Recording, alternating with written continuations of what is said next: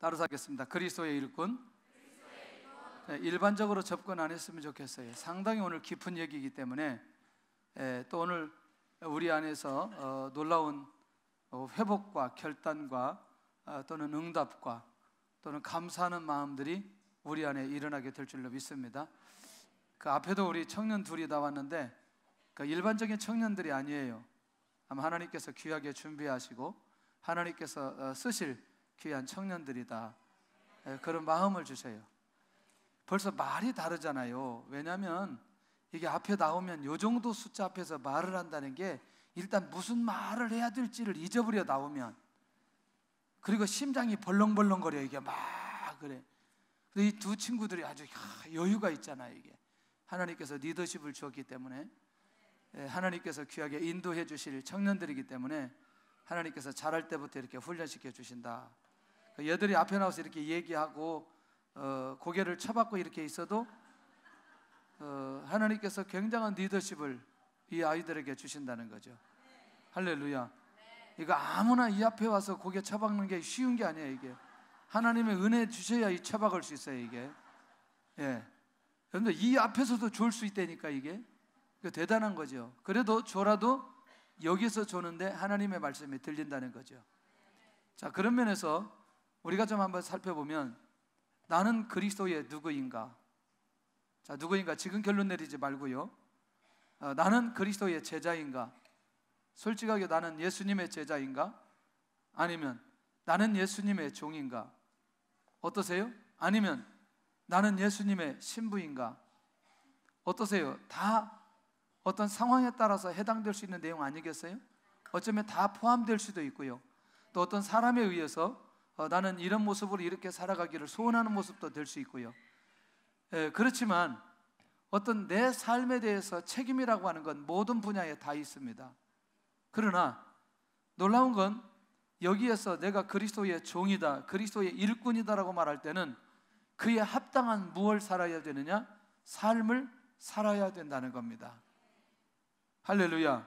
자, 이미 우리는 예수 그리스도가 누구인지, 하나님의 능력이 뭔지, 복음의 가치가 뭔지, 십자가 외에는 내가 절대로 알지 않기로 작정했다고 말했던 사도 바울이, 내가 그 복음을 위해서, 예수님이 내 안에 살기 위해서, 하나님의 아들을 믿는 믿음 안에서 내가 살기로 작정했던, 뒤의 것을 잊어버리고 앞의 것을 바라보며 그렇게 쫓아간다고 고백했던 그 사도 바울이 복음의 가치를 분명하게 발견하고, 또 그리고 그렇게 달려간다고 그렇게 고백하고, 또 지금도 그렇게 달려가는 사도 바울이 오늘 이 4장에 와서 왜 자기는 그리스도의 일꾼이라고 말했을까?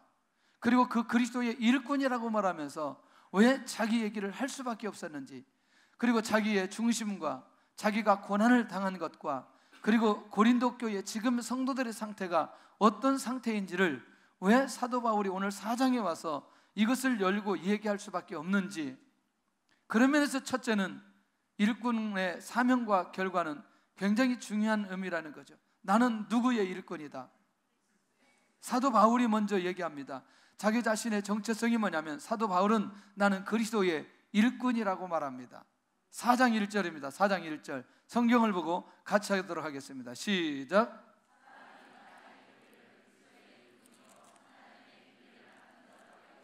자, 다시 한번 하겠습니다. 시작. 사람이 마땅히 우리를 그리스도의 일꾼이요 하나님의 비밀을 맡은 자로 여길지어다. 아멘. 그러니까 자기도 그리스도의 일꾼이고 다른 사람들도 자기를 볼 때에 누구라고 인정해 줬으면 좋겠다. 그리스도의 일꾼이라고 얘기했으면 좋겠다. 그런데 사도 바울이 여기서 일꾼이라고 말할 때는 본문의 의미는 나는 예수 그리스도의 노예라는 의미가 이 안에 더 가깝다는 거죠. 할렐루야. 그러니까 내가 일꾼이라고 말하지만 그리스도의 종이요 그리스도의 노예요. 그러니까 나의 주인은 누구이다? 예수 그리스도이다. 할렐루야. 이 정체성이 나와야, 내가 그리스도의 일꾼이라고 하는 정체성이 나와야 그 다음에 이어지는 내용이 그 안에서 정리된다는 겁니다. 두 번째가 뭐냐면 나는 하나님의 비밀을 맡은 자이다. 첫째가 나는 그리스도의 무엇이고 일꾼이고, 그 다음에 두 번째는 하나님의 비밀을 맡은 자이다. 자, 일꾼이 어떻게 어떤 삶을 살아가고 어떤 목적을 가지고 나가야 되는지에 대한 구체적인 내용이라는 거죠. 그 일꾼이 어떻게 살아가야 되는지, 여기서 하나님의 비밀이라고 말할 때 하나님의 구원 사역과 하나님의 경륜을 말할 때 하나님의 비밀이라고 말합니다. 그러니까 이런 거죠.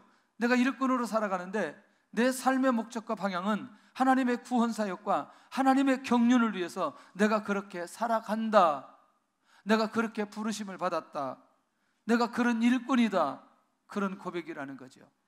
할렐루야. 그러니까 다른 얘기하지 않고 바울 사도가 가장 먼저 자기 자신이 누구인가에 대한 정체성을 그렇게 말하고 있는 것을 보게 된다는 거죠. 그렇다면 이 정체성이 확인되면 나는 그리스도의 일꾼이고 하나님의 비밀을 맡은 자로 내가 부르심을 받은 사람이라면 그 사람은, 내가 그 사람인데 반드시 그 사람에게는 무엇이 따라와야 된다? 충성이 따라와야 된다는 거죠. 정체성이 확인되면 먼저 무엇하라? 충성하라. 그러면 사도 바울이 고린도 교회에 충성하라 이 말이 우선이 아니고 자기 자신은 그렇게 충성한 삶을 살아가고 있다라는 얘기를 오늘 하고 싶다는 거죠. 자, 충성은 신실한 사람이라고 인정받는 것인데, 충성은 변하지 않는 것, 부르신 자에게만 최선을 다하는 것, 그걸 충성이라고 말한다면, 여러분들 이 내용 가운데에 풀어야 될 내용들이 너무나 많이 이 안에 숨겨져 있다는 겁니다. 변하지 않는 것, 부르신 자에게 최선을 다하는 이 비밀이 충성이라고 한다면 풀어가야 될 내용이 너무나 많이 있다는 거죠. 할렐루야. 할렐루야. 그러면 사도 바울은 이렇게 정리하는 거죠. 뭐냐면 사도 바울이 하나님 앞에 충성인데 이 충성의 결과는 누가 판단하신다고 하느냐? 주님께서 판단하신다는 거죠. 그러니까 사도 바울이 뭐라고 말하냐면 나는 나를 판단하지 않는다는 거죠. 왜냐하면 내가 충성했는지 안 했는지의 판단은 누가 하시기 때문에,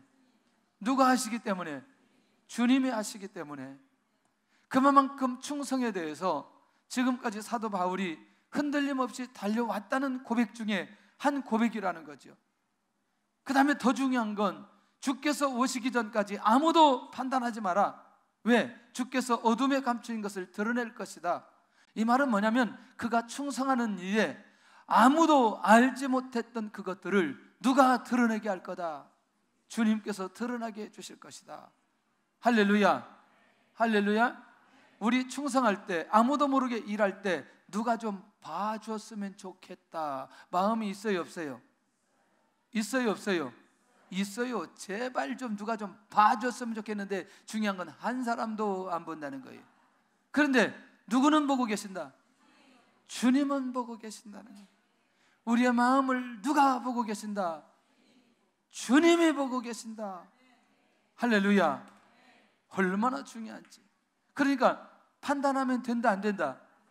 안 된다. 왜? 그가 충성하고 헌신했던 건 누구만이 하시기 때문에? 주님만이 하시기 때문에. 사도 바울이 이것을 너무너무 잘 알기 때문에 주께서 오시기 전까지 아무도 판단하지 않고 자기도 자기 자신을 판단하지 않겠다, 이런 고백을 하고 있다는 거죠. 자, 계속해서 사도 바울이 이 내용을 어디까지 끌고 가는지 오늘 살펴볼 필요가 있어요. 계속해서 충성에 관한 얘기를 하는데 어디까지 끌고 가고 싶어서 사도 바울이 계속해서 이렇게 말할까? 특별히 주님께서 그 마음의 뜻을 나타내실 때가 있는데, 그때 주님께서 오실 때 판단할 때는 각 사람에게 그가 충성한 그대로 무엇이 있을 것이다? 칭찬이 있을 것이다. 아멘. 할렐루야. 그러니 충성은 그러면 반드시 뭐가 따라온다? 그렇지. 칭찬은 그러니까 뭐냐는 거죠. 결과가 따라온다는 거죠. 이상하죠? 그러니까 그러면 다른 말로 말하면 충성의 결과는 반드시 무엇으로? 상급으로 나타나게 되어 있다는 것이죠. 할렐루야. 예, 이 옥수수가 아주 좋은 의미가 있어요. 졸릴 때 하나씩 두 개씩 빼서 먹는데 뭐 꼭 자꾸 껌 씹는 처럼 이렇게 보이는데 깜빡 잊어버렸어요. 그게 옥수수였지. 갑자기 예배 시간에 껌을 씹듯 막 그냥 그렇게 씹을까? 그래서 다음 주부터 계속 예배 시간에 옥수수 하나씩 줘가지고 졸린 사람들 하나씩 먹으면서 잠을 깨우는 것도 굉장히 괜찮지 않게. 할렐루야. 자, 그러면 이제 여기까지는 그렇게 어렵지 않아요. 자, 내가 누구다? 내가 그리스도의 일꾼이다. 그것도 무슨 비밀을? 하나님의 비밀을 맡은 일꾼이다. 그러니 내가 감당해야 될 건 뭐밖에 없다? 충성밖에 없다. 어렵지 않아요. 그런데 내가 나를 판단하지 않는 결정적 이유는 누가 판단해야 되기 때문에 주님이 판단해야 되고, 내가 다른 사람을 판단하지 않는 것도 결국에는 누가 판단하시기 때문에 주님이 판단하신다. 그런데 이 충성에는 반드시 놀라우게도 결과를 가져다 주는데 거기에는 상급이 따라온다는 거. 사도 바울이 경험했던 이 충성에 대한 비밀을 이 고린도 교회 성도들과 함께 같이 나누고 그렇게 함께 하고 싶은 마음이 바울에게 있는 것입니다. 아무도 알지 못해도 주님은 우리의 충성을 알고 계십니다. 할렐루야. 그리고 진짜 주님이 와서 우리를 판단하실 때 어떤 모습을 보고 우리를 칭찬하고 상급을 주실지 아무도 알 수 없지만 주님께서 기억하시고 반드시 우리 모두에게 상급으로 주실 줄로 믿습니다. 할렐루야. 아까도 제가 이렇게 생각하면 어때요? 나는 옥수수 절대로 안 좋아하기 때문에 옥수수 안 먹어, 이런 마음보다는 그 시골 교회에 내가 이 옥수수 한 자루 삼으로 그 농부가 얼마나 기뻐할까? 그리고 또 목사님이 그렇게 하면서 얼마나 복음을 증거할 수 있을까? 그 목사님과 그 영혼을 생각하면서 한 자루 사는 그것도 주님이 기억하실 수 있다. 다음 주에 돌아갈 때 맨손으로 가는 사람은 남아가지고 밤새도록 철회할 수 있기를 바랍니다. 자, 두 번째는 충성의 모델과 고린도 교회 성도들의 얘기를 이제 하고 싶은 거죠. 자, 충성에 대한 부분들을 어느 정도 이해를 시켰어요. 그리고 자기는 충성된 자라고 말했고 자기는 충성할 수밖에 없는 사람이라고 말했습니다. 특별히 바울과 아볼로가 충성의 모델로 등장합니다. 왜냐? 지금 이제 아볼로의 삶은 구체적으로 드러나 있지는 않지만 이제 이후에 사도 바울이 어떻게 충성의 모델로 살았는가를 이제 사도 바울이 밝혀줄 때가 있어요. 지금 이제 따라옵니다. 그러니까 바울과 아볼로는 그들에게 있어서 이렇게 충성한다라는 사실을 보여줄 수 있는 그런 삶을 살았기 때문에 일단 모델을 얘기하고 있는 것을 보게 됩니다. 우리가 6절 한번 보겠습니다. 시작. 형제들아, 내가 너희를 위하여 이 일에 나와 아볼로를 들어서 본을 보였으니 이는 너희로 하여금 기록된 말씀 밖으로 넘어가지 말라 한 것을 우리에게서 배워 서로 대적하여 교만한 마음을 가지지 말게 하려 함이라. 아멘.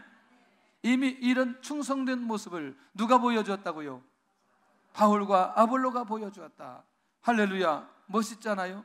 왜 그렇게 하나님의 말씀밖에 넘어지지 않고 겸손한 마음을 가지고 그 말씀을 배워서 그 모습을 배워서 대적하여 교만한 마음을 가지지 않도록 겸손한 마음을 가지고 유지하도록 말씀밖에 넘어가지 않도록 항상 어디에?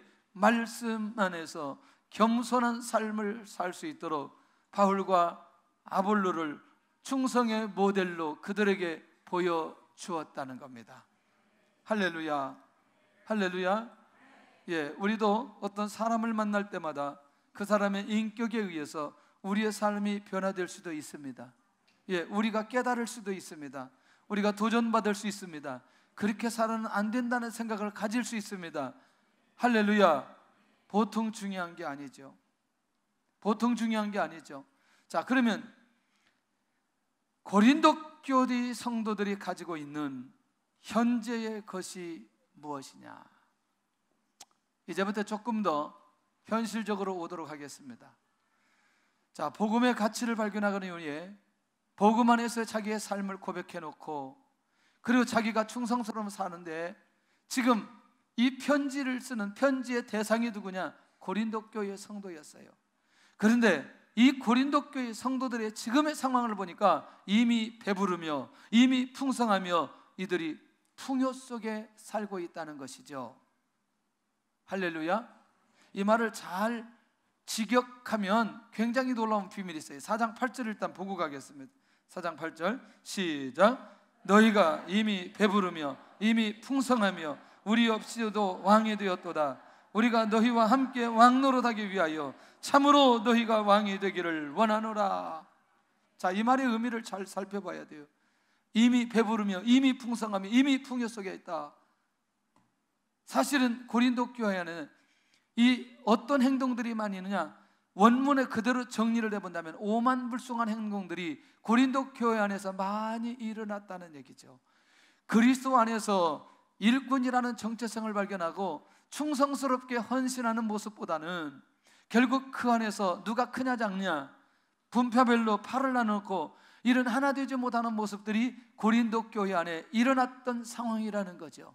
그러니까 사도 바울이 다르게 표현하지 않고 이미 배부르며 이미 풍성하며 이미 풍요 속에 있다, 이렇게 말하고 있는 것을 보게 된다는 거죠.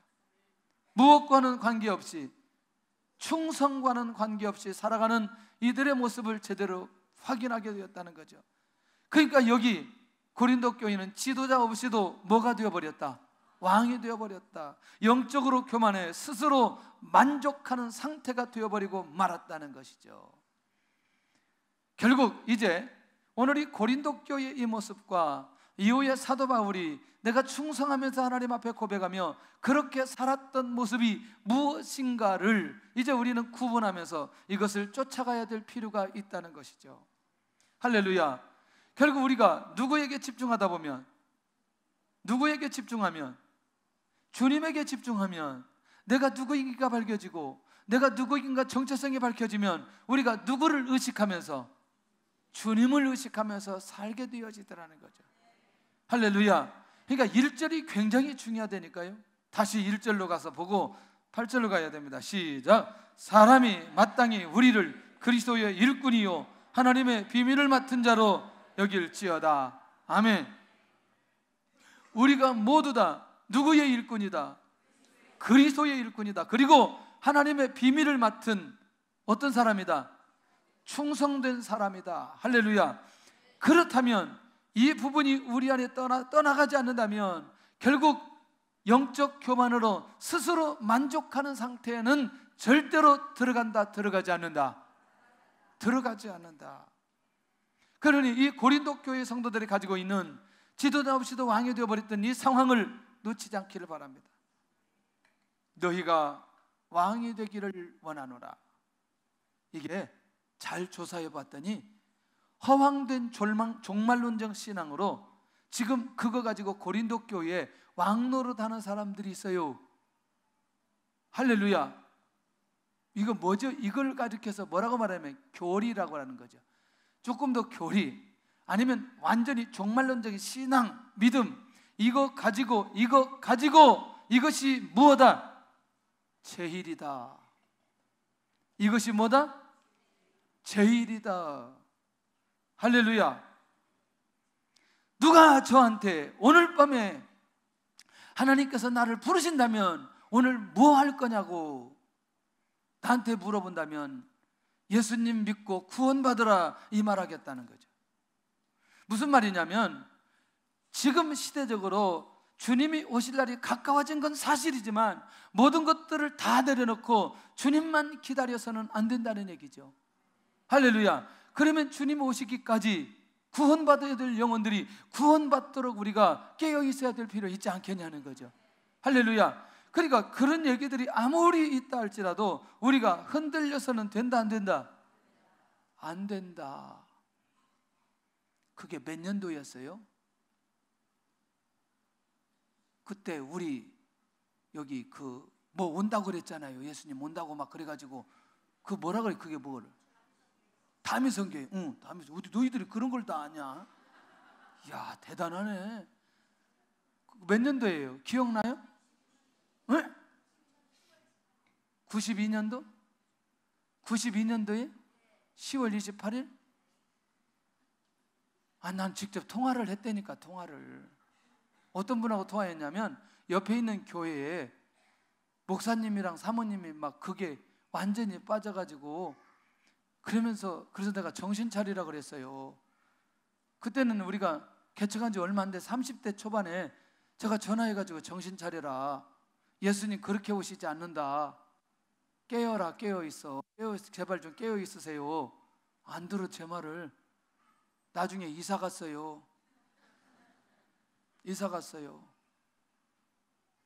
저는 제가 모 목사님 요한계시록 강해를 하룻밤에 띄고 나서 내 인생이 이렇게 살아서는 안 되겠다는 정리가 되었어요. 아니, 좋게 정리가 된 게 아니고 시급한 마음의 부담감이 오더라고. 아, 사람이 이럴 수 있겠구나. 제가 목사님 강의를 처음 책을 읽었는데 그 강의 책이 요한계시록이었어요. 그 뒤로 여러 번 여기저기 다니면서 그걸 들으면서 조금씩 말씀이 들어오면서 정리되기 시작했어요. 우리가 바라봐야 될 천국 반드시 우리에게 오게 되어져 있어요. 할렐루야. 그 기간 동안 우리가 무엇을 어떻게 왜 하면서 살아가야 되는지 이 원리를 제대로 이해하지 못하면 지금도 그와 같은 얘기를 신비적으로 얘기하면 넘어갈 수 있는 가능성이 매우 많이 있다. 없다. 없다 그래야지 왜 있다 그래. 있다 없다. 근데 없다는데 이렇게 불안하게 얘기해요. 있다 없다. 협박에 의해서 하는 없다. 할렐루야. 그래도 감사해요. 설교 빨리 끝나기 위해서 대답이라도 그렇게 해주는 거 얼마나 감사한지. 있다 없다. 이렇게 해야 나중에 생각이 나. 있다 없다. 흔들리지 않기를 바랍니다. 영적으로 긴장하면서 깨어있는 건 매우 귀한 거라고 생각을 합니다.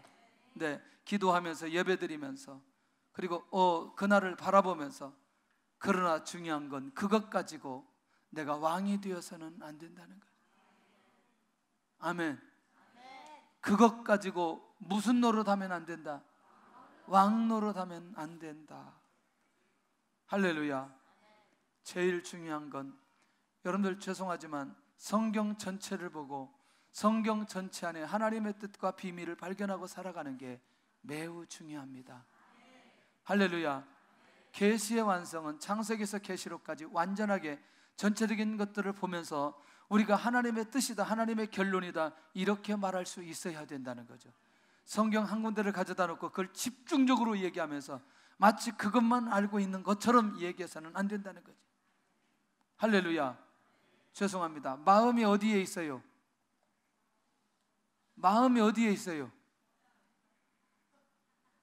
마음이 어디에 있어요? 자, 심장에 있다. 또 마음이 어디에 있어요? 마음이 그럼 심장에서 막 생각해? 마음이 어디에 있어요? 여기는 또 하나님께 있대요. 또 마음이 어디에 있어요? 머리에 있어요? 머리에 있는 거를 머리라고 하지 왜 또 마음이라고 해요? 몸 안에. 그렇지. 아이고, 몸 안에 있대. 얘는 그냥 뭉뚱그려서 몸 안에 있대. 마음이. 마음이 어디에 있어요? 뭐 알아듣게 해봐요. 생각. 아니, 내가 왜 이 얘기를 하냐면 30대 기도원을 갔어요. 목사님들 몇 명이 계시는데 목사님 하나가 마음이 머리에 있다는 것을 하고, 어떤 목사님은 마음이 가슴에 있다는 걸, 둘이 방에서 싸움이 붙었는데 얼마나 둘이 팽팽한지. 그러니까 이제 마음이 가슴에 있다고 하는 분이 마음이 머리에 있다고 하는 분한테 그러면 논문이라도 쓰세요. 논문 써가지고 발표하세요. 저는 둘이 지켜보는데 얼마나 웃기는지. 결국엔 둘이, 모르시는 분들이에요. 모르시는 분들인데 대화하다가 둘이 싸움박질 나가지고 기도원에 와가지고 은혜 받아야 되는데 마음이 어디 있냐 이거 싸우다가 갔는데, 이야, 잊어버리지 않아. 이제 그게 지금 뭐 그렇게 기도원에서 중요하다고 마음이 머리에 있냐 마음이 심장에 있냐 이렇게 싸울 일이. 그러니까 내가 보니까 그거는 이런 것과 비슷한 거죠. 그걸 막 얘기하고 싶은 거죠. 마음이 어디에 있다? 머리에 있다는 걸 얘기하고 싶은 거. 머리에 있건 가슴에 있건 발가락에 있건 그게 그렇게 중요해요? 그게 어디에 있는지가 중요해요? 대답을 안 하니까 참 답답하네. 나도 충성의 본질을 놓쳐버린 사람들의 모습을 기억하자는 거죠. 할렐루야, 할렐루야. 자, 우리가 영적으로 깨어있기를 원합니다. 그렇다면 자, 바울이 이제 충성된 자가 되기 위해서 어느 정도 무너졌는지를 이제부터 살펴보도록 하겠습니다. 하나님께서 죽이기로 작정된 자같이 끄트머리에 줬다. 끄트머리가 뭐예요? 우리말로 끝에, 미말에, 전에 개역성경에는 미말에, 끝에 두었다. 저 꼴치에 두었다. 비참한 모습은 원형 경기장으로 끌려가는 사람들처럼 구경거리가 되었다. 뭐 했는데? 뭐 하다가? 그리스도에게 충성하다가. 할렐루야. 이렇게까지 우리가 인격적으로 무너졌다는 사실을 사도 바울이 그렇게 말하고 있습니다. 두 번째는 세계 곧 천사와 사람들에게 구경거리가 되었다. 사실 말하면 사람들에게 인격적 모독과 결국에는 어디까지 가는, 감옥까지 가게 되는, 그리고 결국에는 어디까지 가버렸어요? 어디까지? 순교의 자리까지 갔잖아요. 그러니까 뭐 하다가 충성하다가, 누구에게 충성하다가? 주님에게 충성하다가 세계 곧 천사와 사람들에게 구경거리까지 되었다는. 어떠세요? 예수님 믿는 사람들이, 너무나 충성하는 사람들이 어려운 일들을 당하는 거 보셨나요? 보셨어요? 안 보셨어요? 혹시 우리도 모르게 예수님 믿는 사람이 왜 저런 일이 일어날까 이렇게 생각하고 말했던 적 있나요? 이후로는 쉽게 그렇게 이야기하지 않기를 바랍니다. 왜? 그리스도 앞에 충성된 모습으로 살다가 그렇게까지 되어진 모습이라면 그분에게 있어서 하나님께서 예비된 상급은 상상할 수 없는 상급이라는 것을 잊지 않아야 된다는 거죠. 생각이 달라져야 된다는 거죠. 눈이 열려져야 된다는 거죠. 할렐루야. 예수님 믿으면 모두 다 성공한 거라면, 그러면 성공하지 못한 사람들은 전부 다 신앙생활 잘못한 거나요? 안 그렇다는 거죠. 이 비밀을 알아야 우리의 인생이 어떤 모습으로 가야 될지. 우리는 그리스도 때문에 어리석은 모습으로 서 있다. 저들은 누구예요? 고린도 교회 던들은 지금 스스로 무슨 노릇하고 있는데? 왕 노릇하고 있는데, 지금 사도 바울이나 이런 상황을 보니까 어디에 있어요? 복음을 위해서 살아가는데 비참한 자리, 비천한 자리, 인격적으로도 환경적으로도 인정받지 못한 자리에 서 있는 거 아니에요? 무엇 때문에? 뭐 하다가? 충성하다가. 충성에 대한 가치를 바울 사도가 알고 있었기 때문에 내가 비록 충성하다가 이 비천한 자리에 있다 할지라도 그 충성이라는 그것을 놓치지 않기 위해서 지금도 그렇게 살아가고 있고, 이전도 그렇게 살아가고 있고, 앞으로도 그렇게 살아갈 것이라고 고백하고 있는 것 아니냐는 거죠. 멋있어요? 정말 멋있는 거죠. 놀라운 거죠. 아멘. 자, 그렇다면 또 하나 좀 봐야 돼요. 바울 일행은 충성된 자기 위해서 환경적으로도 감당해야 될 것들이 있었다는 거죠. 정말 저는 이 내용을 보면서 고린도후서 11장까지 쭉 정리해 볼 수 있었어요. 우리가 줄이고 목마르며 헐벗었다. 복음 때문에 부유한 삶을 살아가는 사람들도 있는데 우리는 복음 때문에 줄이고 목마르며 헐벗었다. 무엇 하다가? 충성하다가. 이제 우리의 시야가 열려졌으면 좋겠다는 거죠. 계속해서 열려졌으면 좋겠다는 거죠. 할렐루야. 충성하다 보면 줄이고 목마르고 헐벗을 수 있다는 것이죠. 이것이 가치 있는 삶이었기 때문에 사도 바울이 당당하게 나는 그리스도의 일꾼이라고 말했고, 그렇기 때문에 나는 충성했다고 말하는 모습 아니겠냐는 거죠. 할렐루야. 그가 충성하기 위해서 조금 더 지금보다 어려운 환경 속에 그렇게 살아가는 모습이라고 한다면 그 모습 때문에 내가 해야 될 충성을 놓쳐서는 안 된다는 거죠. 맞아요? 우리 교회 안에서는 하나님 앞에도 충성하려고 결단하고 인도받아가는 사람들을 말리지 않기를 바랍니다. 말리지 않기를 바랍니다. 그 길이 그렇게 힘든 길을 왜 가느냐고 그렇게 말리지 않기를 바랍니다. 목회자나 선교사로 가는 그 일을 말리지 않기를 바랍니다. 왜? 그것이 그리스도 앞에 어떤 길이라면, 충성된 길이라면 그에게 있어서 그것은 축복된 삶이라는 것을 놓치지 않아야 되겠다는 거죠. 할렐루야. 두 번째, 우리가 매맞으며 정처 없이 다녔다는 거죠. 이게 뭐냐면 노예나 범죄자들이 당하는 것을 당한 충성된 자들의 모습이라는 거죠. 뭐 했다 지금? 사람에게 뭐 했다? 맞았다는 거예요. 맞았다는 거. 이건요, 사람이 사람에게 할 짓이 아니고 사람이 누구에게? 노예에게, 종들에게 할 짓이라는 거죠. 근데 이것이 무엇하기 위해서? 뭐하기 위해서? 충성하기 위해서 사도 바울 일행이 이런 어려움을 당했다고 고백하고 있다는 거예요. 할렐루야. 혹시 주님 앞에 충성하다가 사람들에게 맞아본 적 있나요? 그런 적은 없죠. 세 번째는 우리가 친히 수고하여 손으로 일을 하였다는 거죠. 선교비를 자기들이 벌어서 자기들이 감당하면서 타인에게 피해를 주지 않기 위해서 자급자족했던 바울이라. 그러니까 선교비를 공급받지도 않으면서도 우리가 이 일을 했다. 무엇 때문에? 무엇 때문에? 그리스도에게 무엇하기 위해서? 충성하기 위해서. 할렐루야. 충성 하나를 헌신으로 생각하며 감당하기 위해서 왔던 내용. 자, 우리는 모욕을 당한 적 축복하고 박해를 받은 적 참았다. 바로 가장 어려웠던 것은 사람 대접을 제대로 못 받았다는 거죠. 사도의 대접을 제대로 못 받았다는 거죠. 할렐루야. 모욕을 당한 적 뭐하고? 축복하고 박해를 받은 적 권면했다. 이렇게까지 가게 됩니다. 어떠세요? 사람들이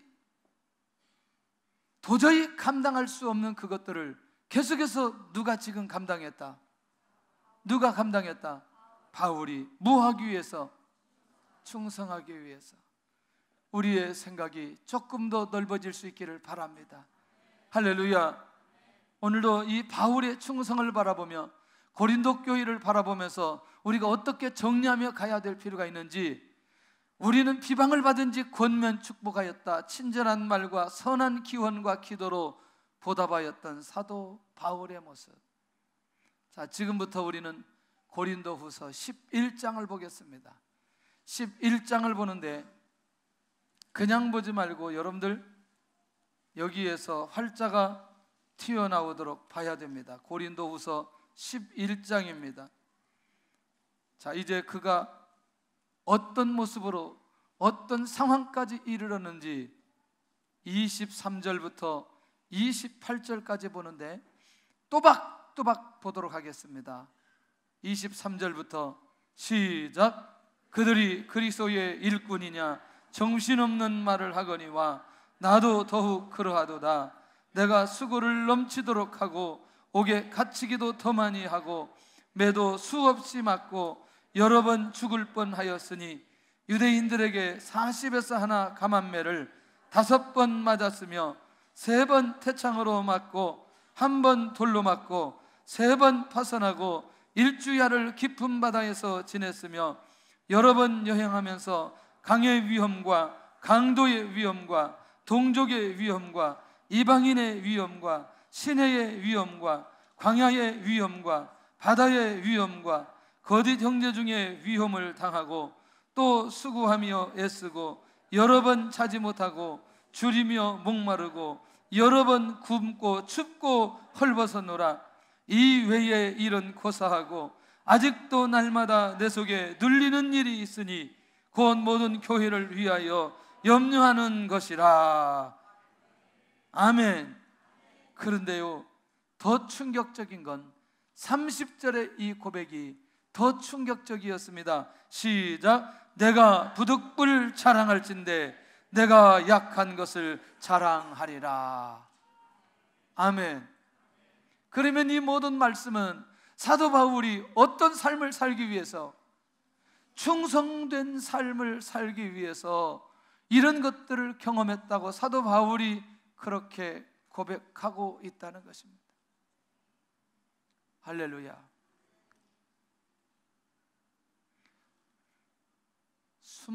제가 3살 정도 기억이 납니다. 전도사가 아니고 교사였어요. 22살 때인지 22살 때인 것 같아요. 교회에다가 이제 중고등부를 맡았으니까 한 20-30명 되었어요. 그래서 제가 목사님, 우리 중고등부 수련회를 가야 되겠습니다. 좀 지원을 해주시면 안 되겠냐 그랬더니 교회가 어려워서 지원이 안 된다는 거예요. 근데 수련회를 가야 되는데 어떻게 하면 좋을까? 20대 초반 사역을 이제 처음 해보는 때인데 하나님 앞에 기도하고 학생회장을 불렀어요. 혹시 내가 어디를 갔다 오라고 하면 갔다 올 수 있겠냐? 아니 어디를 갔다 오라고? 아니 그러니까 갔다 올 수 있겠냐? 그랬더니 갔다 올 수 있겠대요. 우리 시골에 가면 이번에 수련회 할 수 있는 부식을 줄 거다. 네가 들고 올 수 있을 만큼 들고 와라. 그래서 우리 시골을 보냈어요. 여러분들 혹시 옛날에 그 쌀자루 아세요? 큰 거. 얘가 시골에 갔다면 그걸 하나 메고 왔어. 야, 정말 착하죠.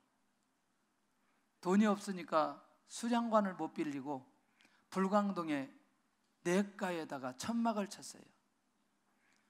천막을 치는데 천막을 치는 날부터 비가 와요. 행사를 진행할 수가 없어. 이게 비가 와가지고. 그래서 어떻게 하느냐, 성경책을 들고 할 수도 없고 전부 다 애들을 물속에다 집어넣어 놓고 물속에 전부 다 앉아가지고 저는 밖에 서서 설교하는 거죠.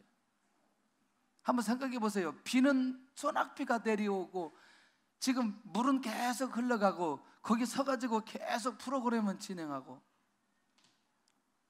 이야, 이게 첫 수련회가 그런 거예요. 그 이제 밤에 이제 우리가 냇가에다가 텐트를 다 쳤어요. 텐트를 다 치고 이제 자는 거예요. 텐트를 치고 잤는데 새벽에 일어났는데 느낌이 이상해요. 제가 물속에서 자고 있어요. 물이 이만큼 찬 거예요. 이만큼 다. 그러니까 저는 너무나 충격을 받은 거죠. 왜냐하면 물이 다 차가지고 텐트 위에까지 다 찬 줄 알았어요. 근데 이놈의 텐트가 어떻게 됐는지 놀래가지고 밖에 뛰어나와 봤더니 물이 저기 내려가고 있는데 제가 잔 텐트 안에만 물이 들어가지고 제가 누운 곳에 딱 물이 있어가지고 마치 제가 우리 텐트 전체가 물속에 잠긴 것처럼 느낌이 드는 거예요. 이런 것들을 수없이 경험하기 시작하는 거예요. 수없이.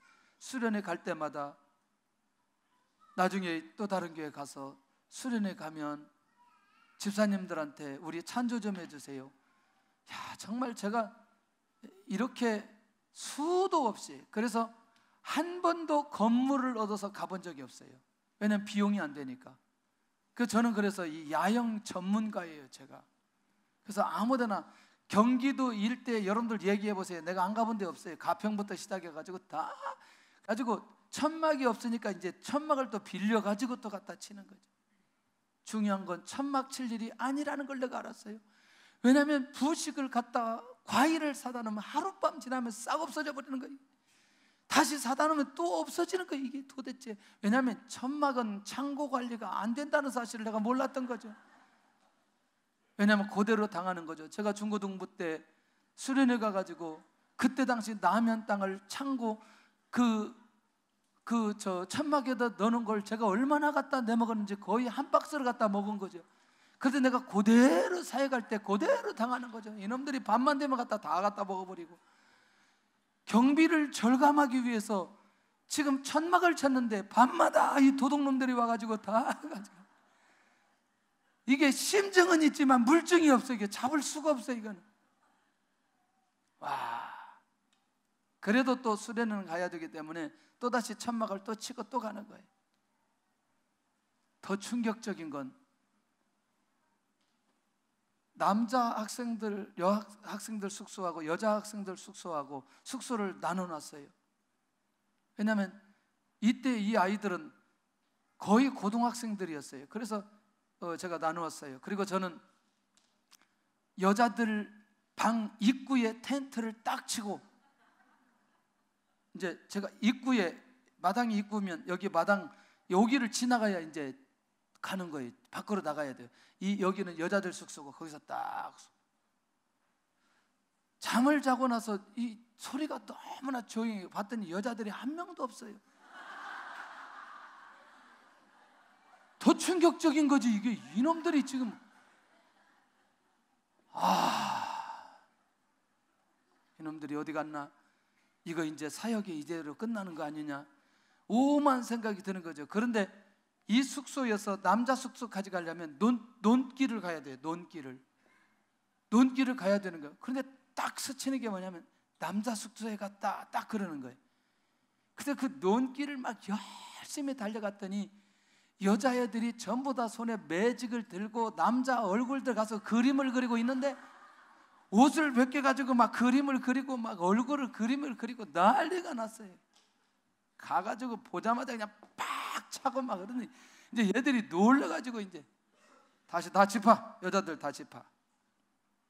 야, 아무리 그래도 그렇지 혼나는 게 이거예요. 너희들 그거 하려면 나랑 같이 해야지. 너희들끼리만 갈 수 있냐? 그리고 나를 그렇게 속이고 갈 수 있냐 이거예요. 한여름에 모기가 얼마나 많아요. 애들 논두렁길에 딱 세워놓고 계속 얘기하는 거예요. 모기는 계속 듣기만. 이 수많은 일들이 수도 없이 사역 가운데 일어나요.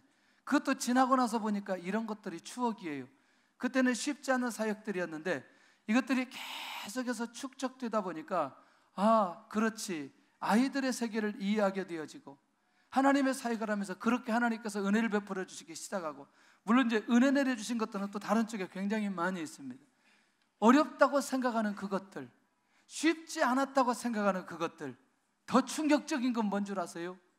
교회에서 딱 대형 버스를 타고 출발했는데 출발하는 순간부터 비 오기 시작하는, 야영하는데, 이게 경기도 밤섬 갈 때 일어나는, 하여튼 도착할 때까지 비가 내리는데 끊임없이 그 요즘에 내리는 비 있잖아요, 소낙비. 근데 문제는 이 차가 2km 안을 들어가지 못한다는 거예요. 짐을 다 내려놨어요. 그 소낙비에 모든 짐이 다 비 맞고 애들은 온 비를 맞으면서 2km를 걸어가는 거예요. 하여튼 먹을 거고 뭐고 다 전부 다 계속 비가 오는 거예요. 이 들고 갈 수가 없어요. 정말 암담하죠. 하나님, 이거 도대체 어떻게 해야 되나?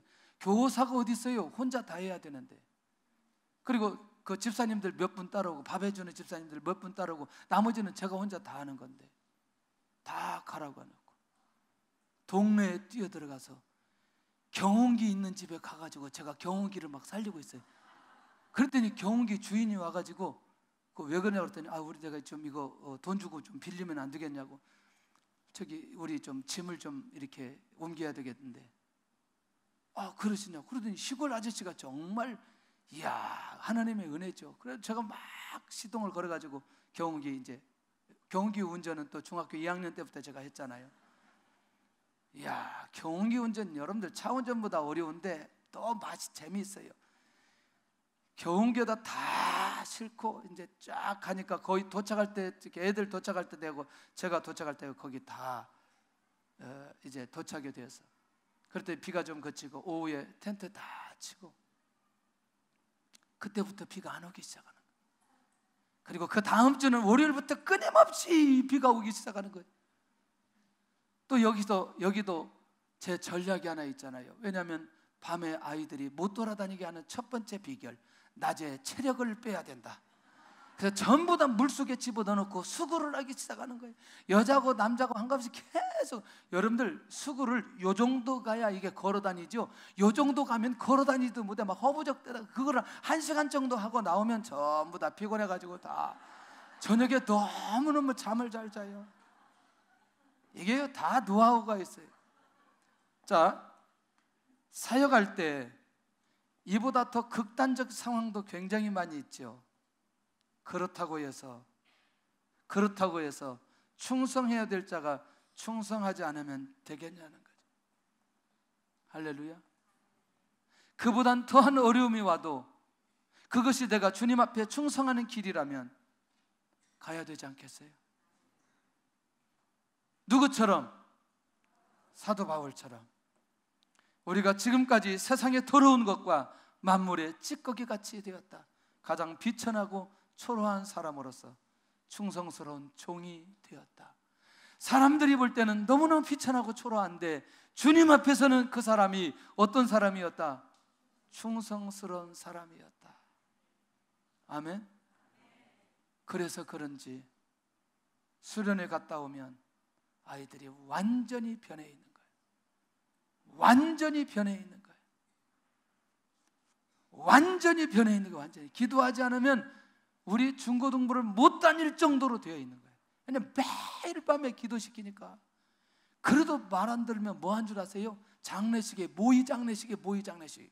제가 모의 장례식 다 안 되니까 애들 너 죽어서 너 관으로 들어가. 너 그리고 사람 메고 막 오고 막.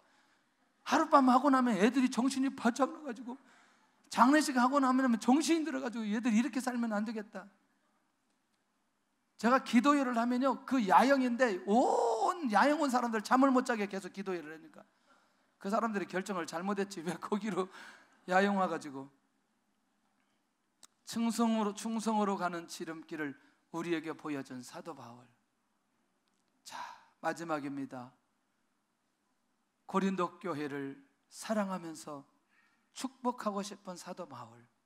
이렇게 고백하는 이유는 나는 사랑하는 내 자녀같이 권하기 위해서 이 글을 쓰고 있다. 고린도 교회가 스스로 왕노릇하는 것을 보면서도 고린도 교회 성도들을 정죄하지 않는 사도 바울. 얼마나 멋있는지.